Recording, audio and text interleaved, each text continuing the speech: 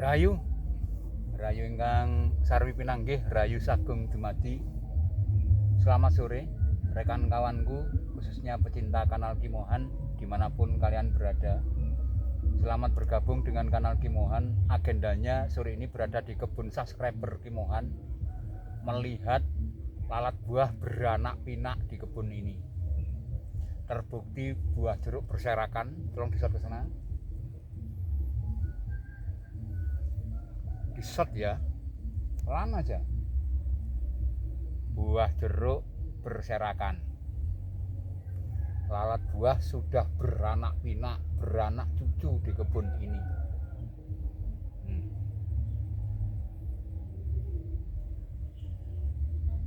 Sebelum saya lanjutkan, spraynya dulu.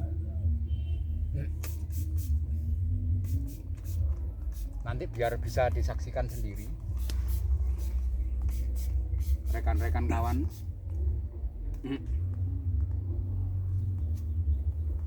Bagaimana reaksi dari obat pembasmi lalat ini, baik lalat jantan, lalat betina, dan semua lalat yang mengganggu pada pertanian kita, khususnya rekan kawan bolo konco petani jeruk yang mana sering pertanyaan-pertanyaan itu di kanal WA mengatakan, Ki, ini saya ulang-ulang ya, pertanyaan begini, Ki, apakah obat tersebut tidak mengundang?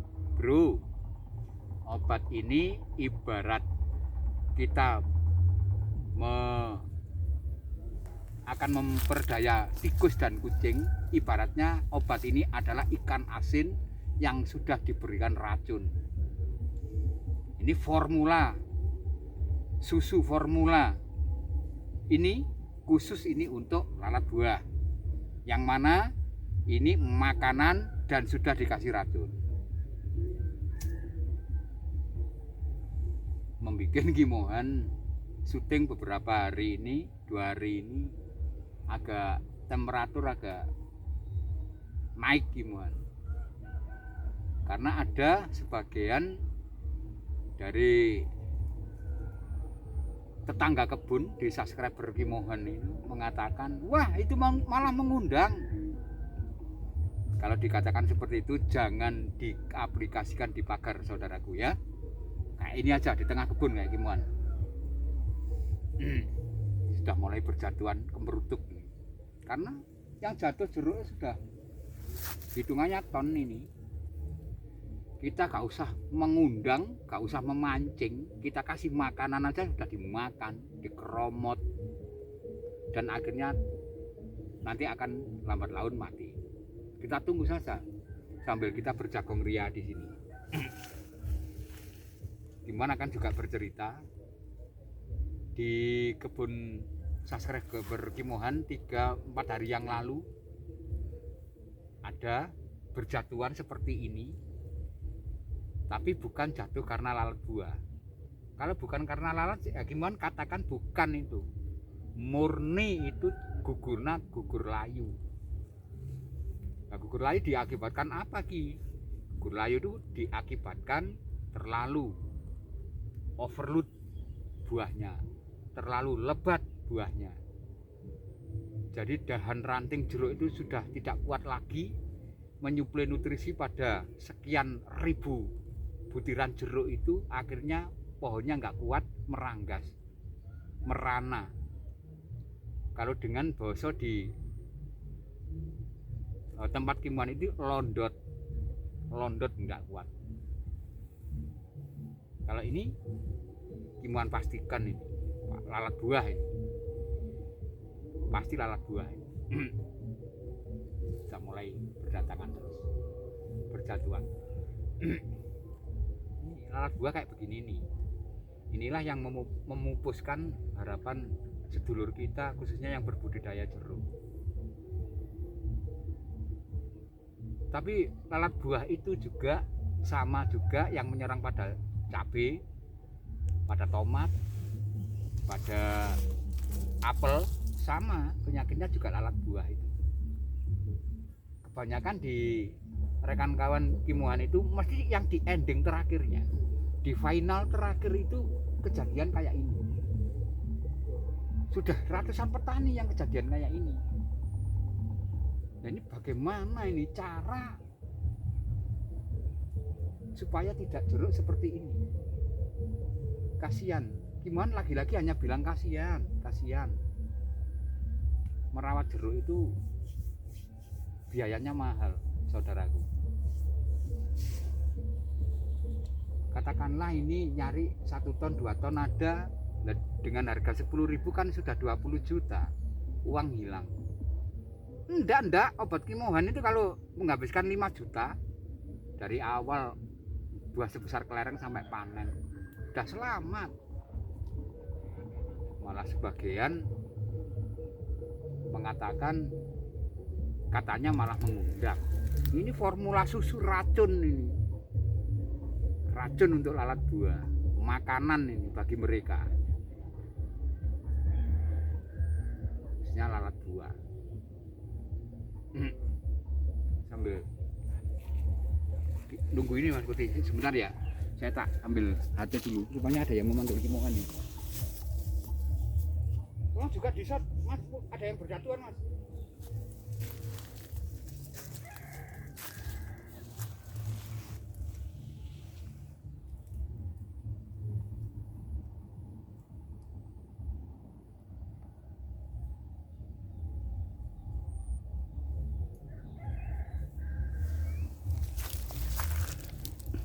Ya, perlihatkan dengan seksama Mas.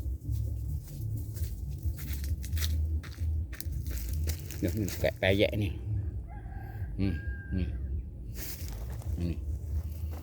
Tak ambil. Nah ini. Tak ambil pakai tangan. Biar tahu, biar jelas.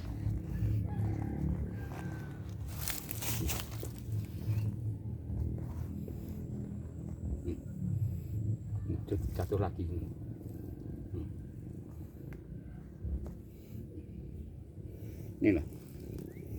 Ini loh penyakitnya.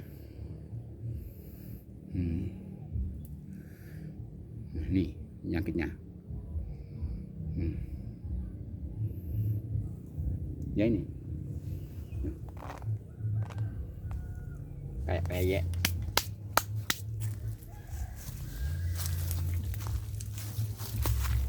Kemudian di kebun subscriber Kimohan yang satu ini nanti di pembuahan berikutnya, di tahun berikutnya bisa mengendalikan. Karena beliaunya juga barusan ketemu dengan kanal Kimohan, akhirnya Kimohan tidak menyalahkan, memang belum tahu kok. Kimohan tidak menyalahkan. Gak bisa ngomong banyak gimana kalau lihat kayak begini tuh eman itu loh, eman. Nih, kejadian seperti ini sudah ribuan petani, khususnya di Jawa, seluruh Jawa, baik Jember, Banyuwangi, baik Bandung, Blitar, Kediri.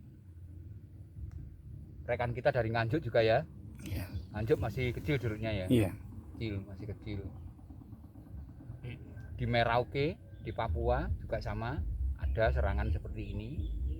Di Bali sama, di Sumatera juga sama, banyak kayak ini.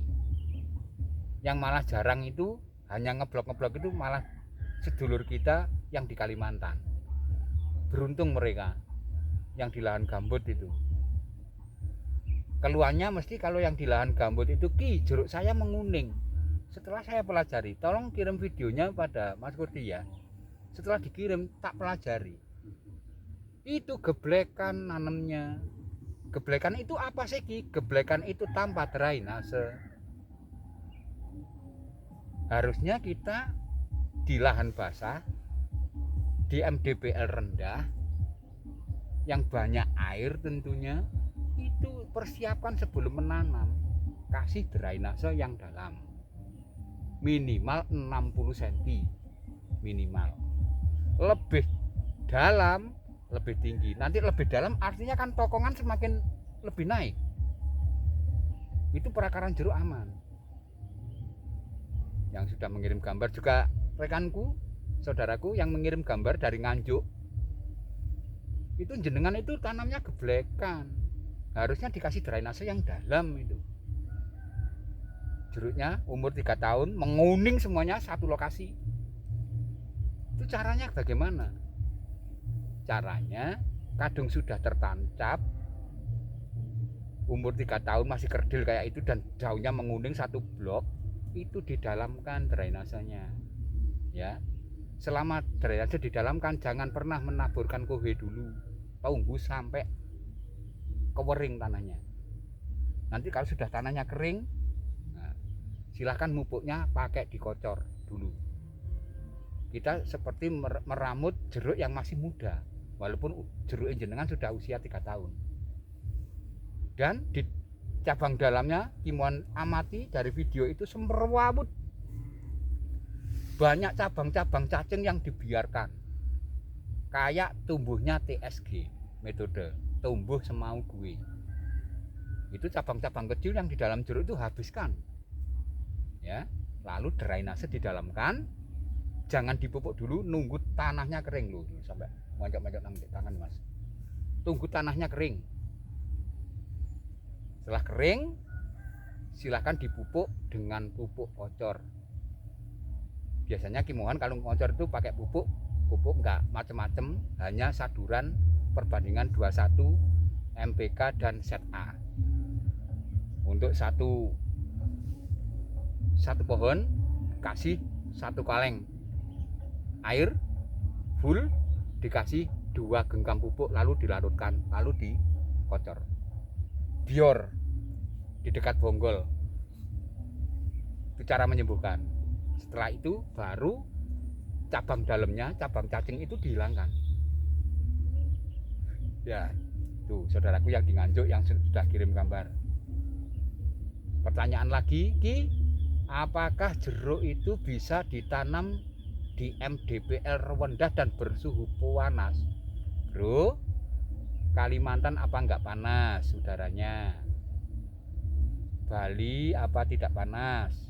Yang di dataran rendahnya, kecuali di daerah Kintamani sana berbukit-bukit.